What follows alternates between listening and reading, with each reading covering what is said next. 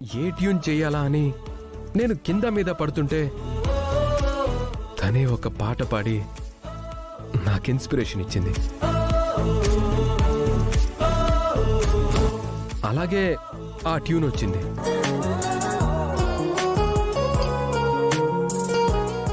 నన్నింతగా support చేసి ముందుకు తీసుకెళ్లాలని చూసిన పరిస్థితులు నన్ను ఓడించాలని బెడ్కి పరిమితం చేశాయి.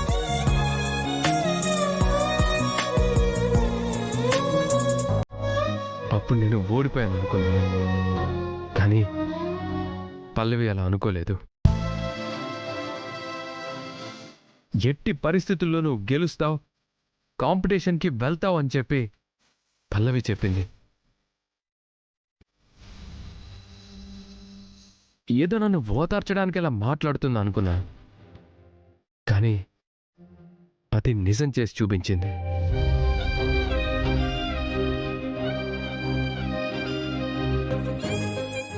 నా కోసం తన లైఫ్నే రిస్క్ చేసి నన్ను ఈరోజు నడిచేలా చేసింది.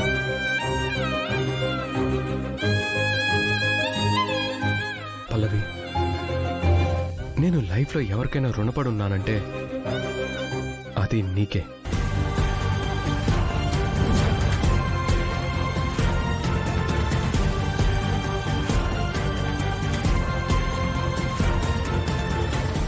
ఏంటి చరణ్, అంత పెద్ద మాటలెందుకు? లేదు పల్లవి, నేను చాలా హ్యాపీగా ఉన్నాను. నీకోసం ఏదైనా చేయాలి, నువ్వేదైనా కోరుకో, ఏం కావాలన్నా ఇస్తాను, నువ్వేం అడిగినా చేస్తాను.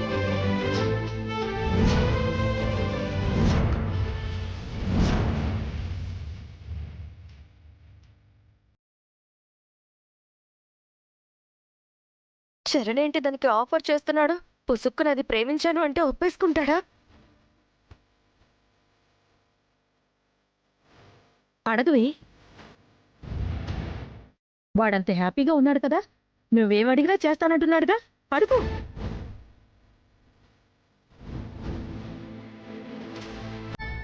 చెప్పు, నీ మనసులో ఏముందో చెప్పేసి.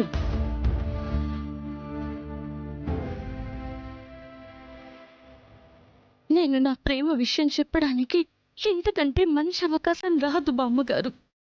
కానీ ఇప్పుడు కూడా చెప్పలేని దురదృష్టవంతురాల్ని నేను. అడుగు ఫ్రెండు.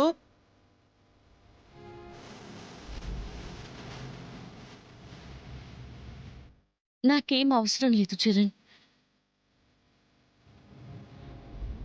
అవును మమ్మీ,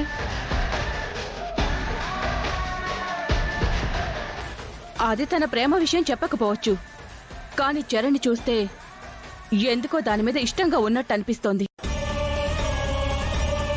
తన జీవిత ఆశయాన్ని నెరవేర్చిందన్న ఎమోషన్లో వాడే తన విషయాన్ని పల్లవికి చెప్పేస్తే అప్పుడేం చేయగలం? అంతవరకు రాకుండా చెయ్యాలి మమ్మీ. అవునా ఆంటీ, పల్లవి విషయంలో ఎన్నిసార్లు పాజిటివ్గా మాట్లాడలేదు, ఎన్నిసార్లు తనతో క్లోజ్గా మూవ్ అవ్వలేదు, మరుక్షణం తనతో ఎన్నిసార్లు గొడవ పడలేదు, నువ్వంటే అసహ్యమని ఎన్నిసార్లు చెప్పలేదు. అయితే చాలా సింపుల్ అండి, ఏదో ఒక అవకాశం రాకపోతుందా, అప్పుడు దాన్ని బేస్ చేసుకుని చరణ్ కి పల్లవి మీద ఉన్న పాజిటివ్ ఒపీనియన్ ని పోయేలా చేద్దాం. అయితే అలాంటి అవకాశం ఎప్పుడొస్తుంది?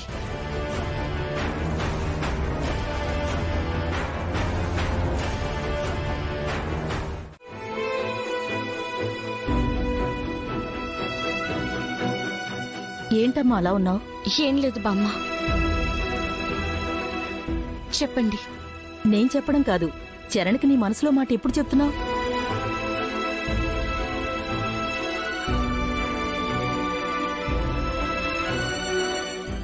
ఏంటి ఫ్రెండ్ అలా డల్లుగా ఉన్నావు?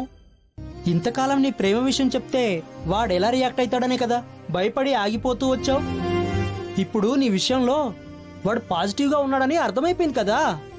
నువ్వు లేకపోతే వాడు లేనట్టే మాట్లాడుతున్నాడు కదా. ఇంకెందుకు ఆలోచిస్తున్నావు? చెప్పే ఫ్రెండు. అవునమ్మా, వెళ్ళి చెప్పు. లేదులే బామ్మగారు, ఆ విషయం వదిలేసేయండి.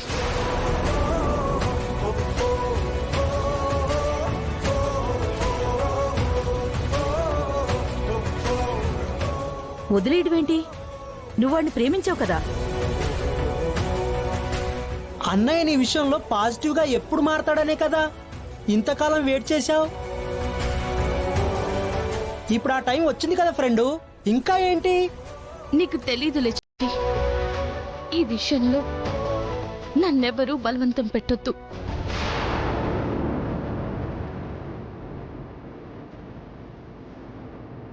ఏంటి, ఏమైంది ఇలా మాట్లాడుతున్నా? నీ మనసులో ఉన్న ప్రేమను చెప్పాలనే కదా ఇన్ని రోజులు తాపత్రయపడ్డావు. వాడు లైఫ్లో ఎదగాలని, వాడి లైఫ్ అంబిషన్ ఫుల్ఫిల్ అవ్వాలనే కదా ఎంతో కష్టపడి వాడికి సేవలు చేశావు. బెడ్కే పరిమితం అవ్వాల్సిన వాడిని స్టేజ్ వరకు తీసుకెళ్ళావు. ఇప్పుడు వాడి గెలుపుకు కారణమయ్యావు. ఇదంతా వాడి మీద ప్రేమతోనే కదా చేశావు. మాట్లాడువేంటే? నేనెవ్వరి మీద ప్రేమతో చేయలేదు.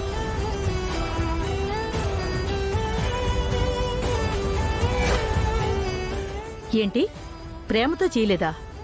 అంటే నువ్వు వాడిని ప్రేమించలేదా? నాకు తెలియదనుకుంటున్నావా? చెప్పవే, చెప్పు. నీకు వాడి మీద ప్రేమ లేదు?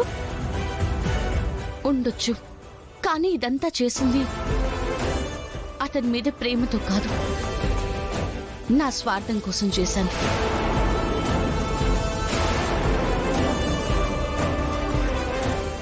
ఓకే రా. ఒరే తమ్ముడు, ఒకసారి రారా. ఎక్కడికి? రారా సరే చెప్తాను. మళ్ళీ చేస్తాను. త్వరగా రా. రారా, అక్కడ చూడు.